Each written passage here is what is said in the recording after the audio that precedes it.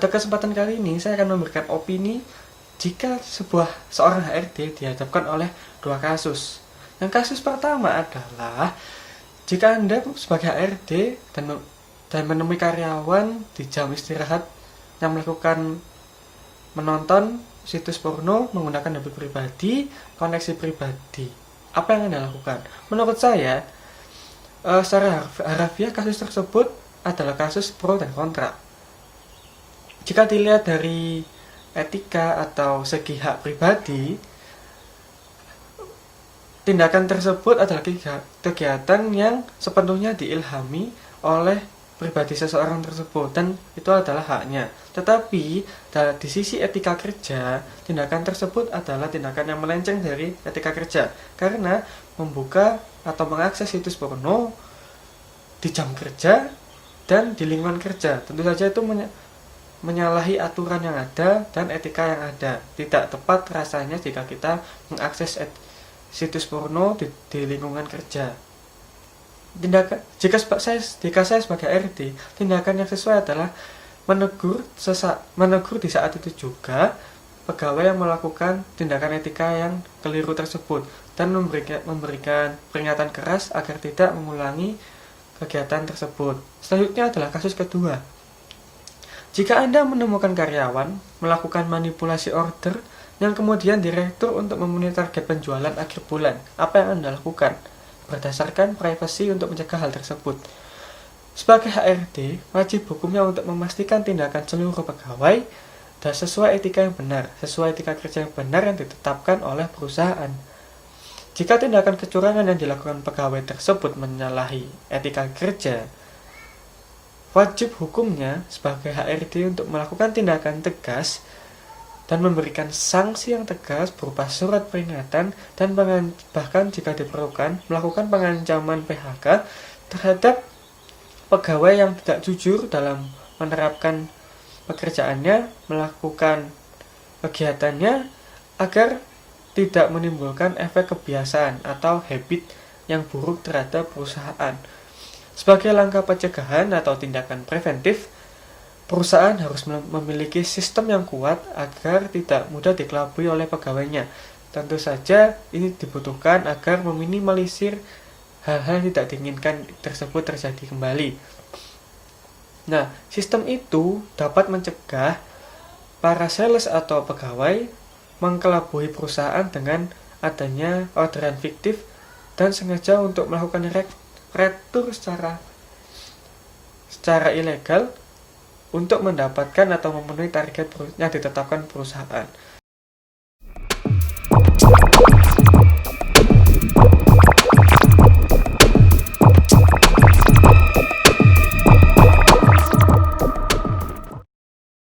Saya akan menjelaskan atau mereview singkat dari penggunaan aplikasi digital pendukung HR yaitu Linov HR untuk melakukan performance appraisal di sebuah perusahaan.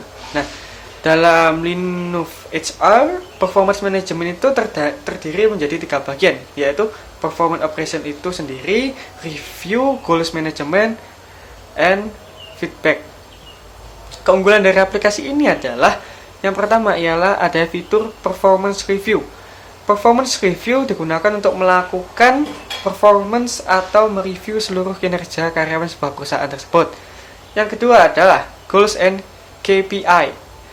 Performance goals merupakan fitur di dalam software performance management yang dapat dimanfaatkan perusahaan atau organisasi dalam menentukan dan mengetahui sejauh mana kemajuan yang dicapai sebuah perusahaan atau organisasi dalam mencapai tujuannya. Sedangkan KPI merupakan fitur untuk melakukan penilaian hasil kerja karyawan yang dilakukan sebagai cara untuk melakukan penilaian hasil kerja karyawan yang dilakukan dengan cara untuk dapat membantu setiap karyawan untuk mengetahui apa yang telah sedang mereka kerjakan atau yang penilaian kerja tersebut.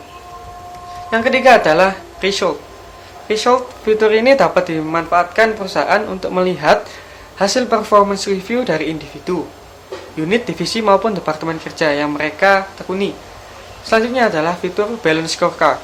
Dengan fitur balance scorecard, perusahaan jadi lebih tahu sejauh mana pergerakan dan perkembangan yang telah dicapai karyawan atau di dalam lingkup perusahaan tersebut. Yang terakhir adalah atau selanjutnya ialah feedback.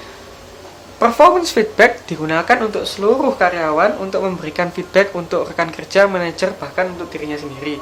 Dan yang terakhir adalah engagement. Fitur ini digunakan untuk mengatur seluruh kegiatan survei atau pulse survei dan yang digunakan yaitu untuk seberapa sering keterlibatan antara pegawai dengan perusahaan. Nah, masalah harga. Berapa sih harga langganan dari aplikasi ini? Harganya itu tergantung dari kebutuhan perusahaan tersebut. Nah, untuk price list itu dimulai dari harga 25.000 per bulan per user atau per karyawan.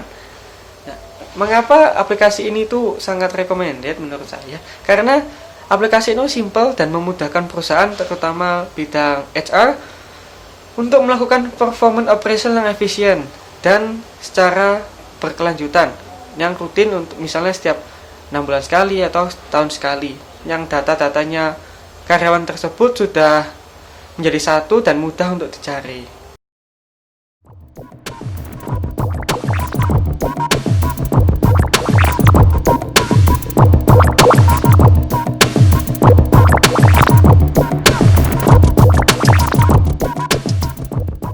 Kali ini saya akan menjelaskan mengenai pembelajaran online yang dikeluarkan oleh Microsoft yang dapat diakses untuk berbagai kalangan, terutama para karyawan yang dituntut oleh perusahaannya untuk melakukan pembelajaran online untuk meningkatkan kinerjanya di sebuah perusahaan tersebut.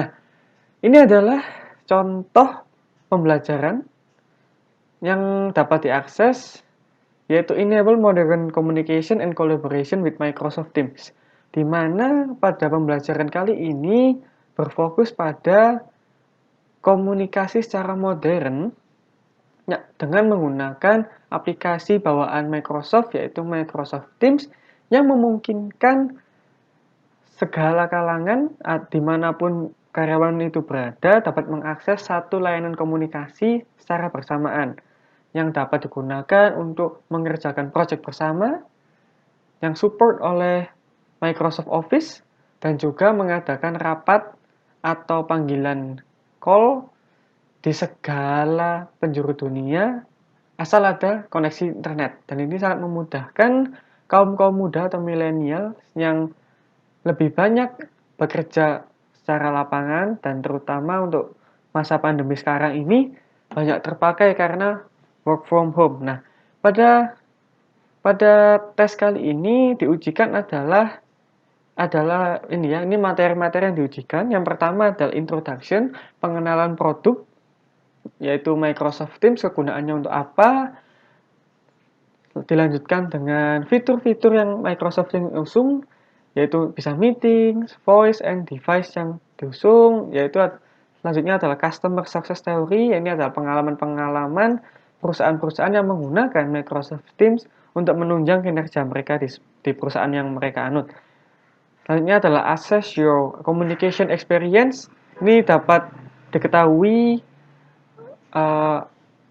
apa saja sih fitur-fitur yang bermanfaat yang bisa diterapkan pada situasi modern pada saat ini.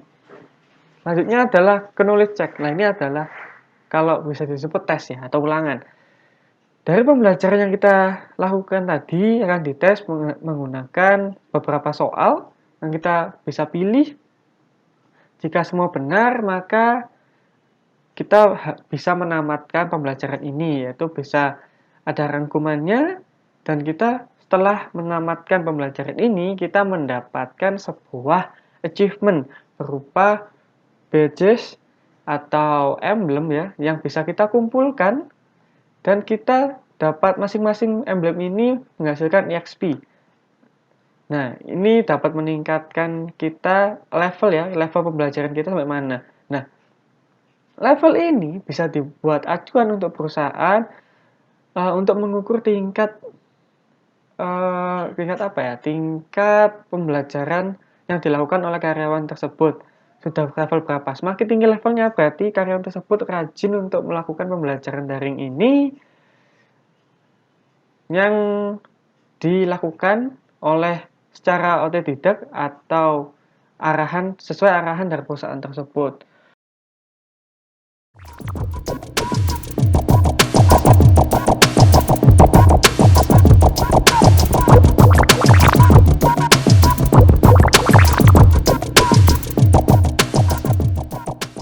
Fenomena metode kerja work from home atau bekerja dari rumah sering terdengar di telinga kita di tengah masa pandemi COVID-19 belakangan ini.